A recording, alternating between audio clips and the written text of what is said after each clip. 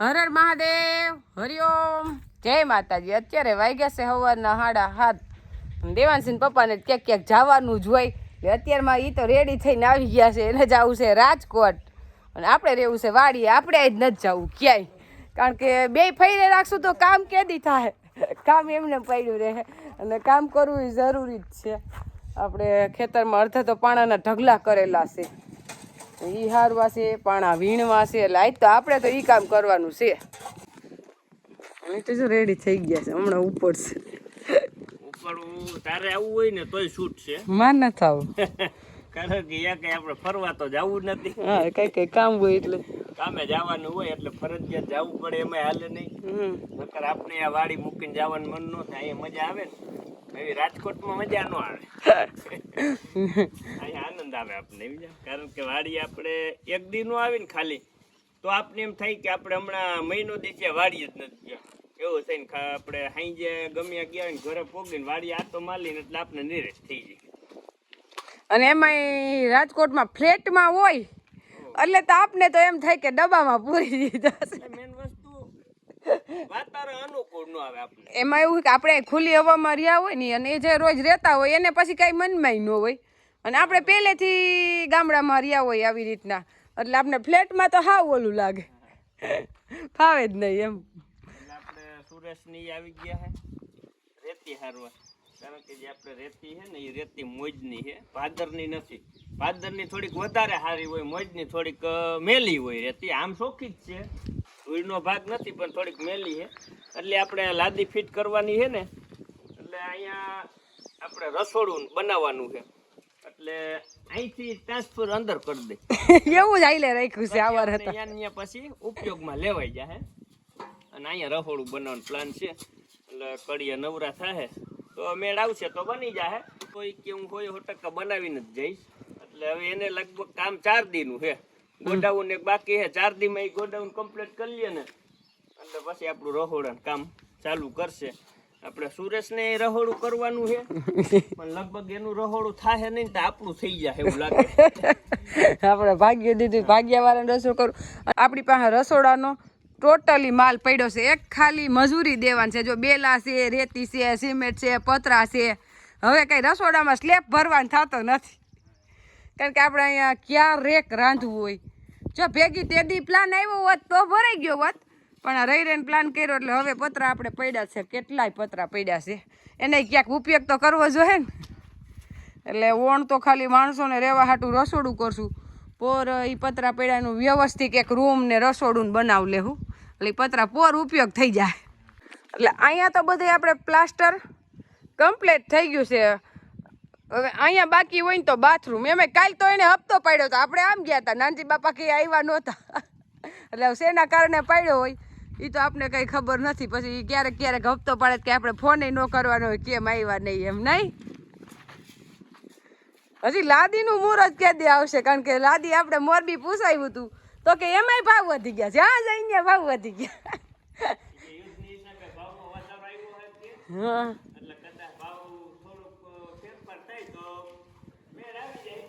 કે જારવો થોડાક દી વરસાદ આપણે સારો થઈ જાય ને તો આપણે ખેડૂત એની માથે હોય, એટલે વરસાદ થાય તો આપણે પછી લાદીનું આયોજન કરી લાદીનું આપણે મુલતવી રાખ્યું છે. પણ અત્યારે આપણે ઓલ ને રૂમ ને કમ્પ્લીટ થઈ ગયા, કઈ ઘટે નહીં લેવા એકદમ.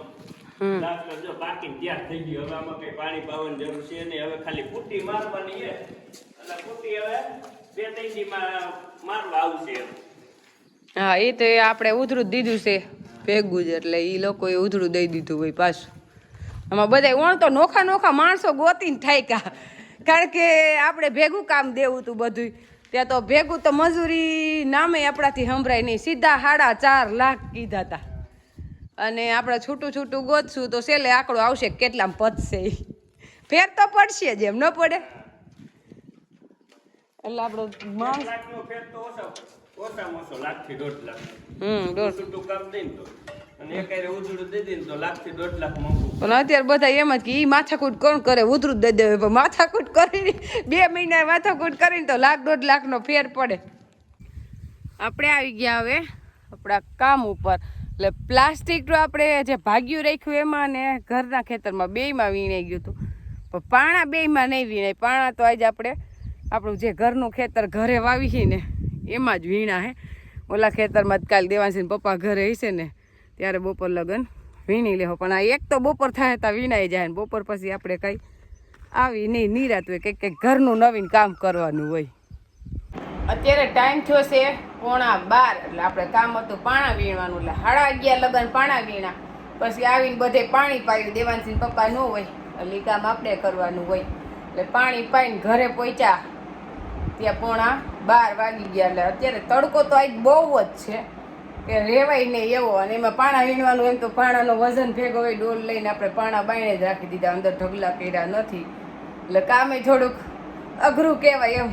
એક ખેતર વીણાઈ ગયું ને હવે આપણે જે ભાગ્યું રાખ્યું એ બપોર પછી અથવા તો કાંઈ થઈ જાય. હજી વરસાદ આપણે ક્યાંય થાય એવું દેખાતું નથી, તડકો ધોમીકાર છે. એટલે વાડીએથી આવીને લઈ ગયો તડકો, હાલીને આવવું પડ્યું એટલે આપણે બનાવી લીધું લીંબુ શરબત પીને પછી નિરાતે જમવું. અત્યારે આપણે બપોર પછી વાડીએ આવ્યા ગા દોવા એટલે આપણે દેવાંશ તો ભેગો જ હોય. પણ અહીંયા આવીને ભાઈ મોબાઈલ જોવે એને બેઠો અને આપણે કેટલા દિવસ થયા પરિયારમાં જઈ શકે પપૈયાનો રોપ કરવો છે એટલે આજ ને કાલ થતું હતું. પણ આજ તો દેવાંશીને પપ્પાને કીધું આપણે રોપ પપૈયાનો કરી જ નાખવો છે એટલે આપણે તરાવડામાંથી કાપના 4 તગારા ભરી આવ્યા અને હવે રોપ કરી નાખશે. રોપ પપૈયાનો મરચી ભેગો કે એમ ક્યાંય ન હાલે. પહેલાં મેં એવું કીધું બગીચામાં રોપ કરી નાખી તો કે રોપને પાણી તો જોઈ 2 દીએ ને આપણે બગીચો કંઈ 2 દિવસ ને 2 દિવસ ન પવાય.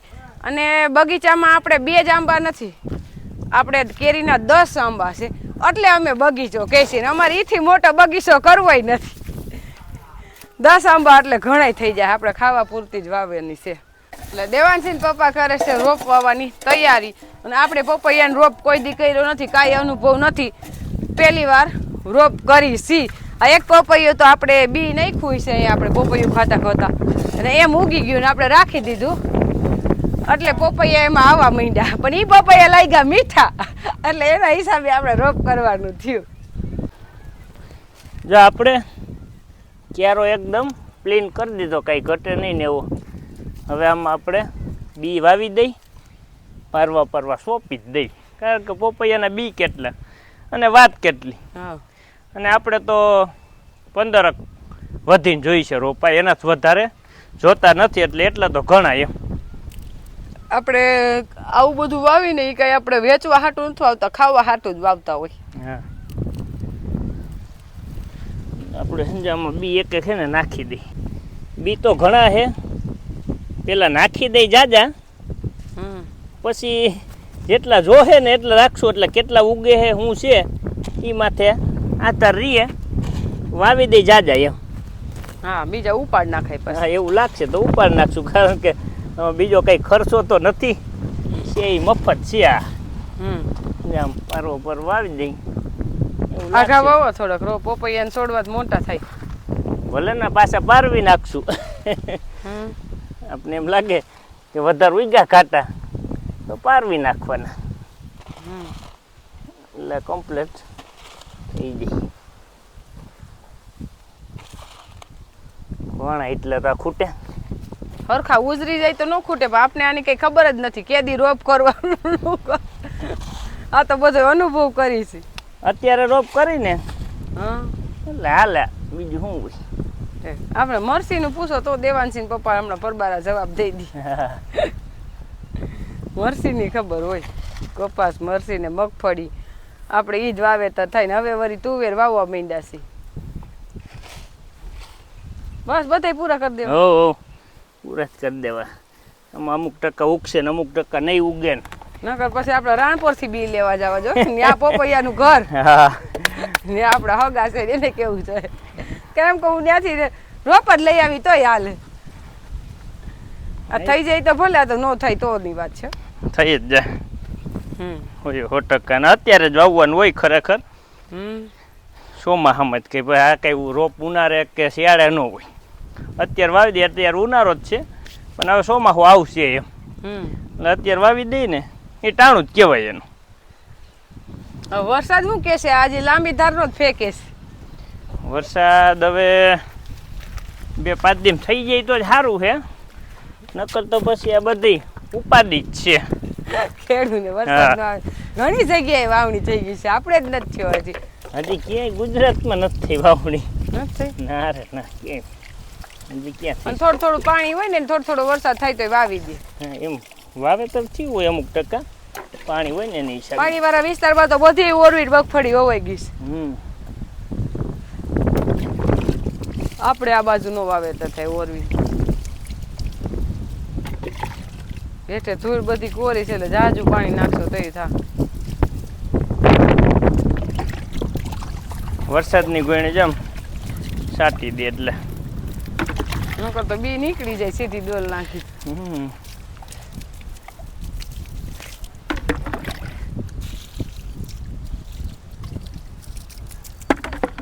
જો આપણે નાનજી બાપાનો હે ને ટાઈમ જ છે કે 6:30 થી 6:45 ગાળામાં ખડ વાઢવા આવી જ જાય. અને નાનજી બાપાને આપણે એમ કહી લાવો નાનજી બાપા મને દાંતેણું દો વાઢી, તો એમ કે મારે થોડી કસરત થાય ને કે વાઢવા દે, બીજું કંઈ કામ નથી કે ખાલી મારે ખડ જ વાઢવાનું હે. અને હુકેલ નીણ બે ફરે કરે ને એક હાંજે ખડની નાનજી બાપા અટાણે ખડની કરો પાછી રાઈતે હોતા. હા હા પછી ગુંદરી નાખે એટલે વારા પડતી બધી નીર નાખ્યા રાખે. ચોમાસું આવવાની તૈયારી હોય એટલે વાતાવરણમાં એકદમ ઘાર આવ્યો અને ઘાર આવે ને એટલે વાઢ્યું ખડ વધે બહુ, એટલે વાટ તો આવ્યો કાંઈ ઘટે નહીં એવો. આ બાજુ ખૂટશે તો ઓલી બાજુ થઈ જાય. પણ મેન પ્રશ્ન હવે પાણીનો છે કે જો ટાણાહમો વરસાદ થઈ જાય તો વાંધો નહીં, જો નહીં થાય ને તો પછી આ ખડ અડધા વીઘાનું નથી, 5 વીઘાનું છે, અડધાથી અડધા વીઘાનું. પણ એ પાવું મુશ્કેલ છે કે નહીં નાનજી બાપા? કારણ કે અમારો વિસ્તાર એવો છે હાવ હુકેલો વિસ્તાર કે જો હવે 10 થી 15 દી ખેંચે ને તો વાડીઓમાં પીવાને પાણીના પ્રશ્ન ઊભા થવા માંડે. કારણ કે થોડા થોડા પાણી હોય, એ અત્યારે પાછા રોપનું વાવેતર થયું તેમાં થોડો થોડો ઉપયોગ થતો હોય એટલે વધારે પાણીનો ઘટાડો આવે. એટલે અમારે હવે અત્યારે આમ જોઈને તો હાવ કટોકટીના દી હાલે. જો હવે અઠવાડિયે 10 દી વરસાદ ન થઈ જાય ને તો પરિસ્થિતિ બહુ કપરી છે. કારણ કે પાણી વિના શું કરું, પીવાનું પાણી ઘટે છે. હા એટલે અમારા વિસ્તારમાં બહુ આકરો છે દી કાઢવા. એટલે હવે ભગવાનને વરુણ દેવને કહી રીજે અને વરસાદ વરસાવે, નકર આ પરિસ્થિતિ અઘરી છે.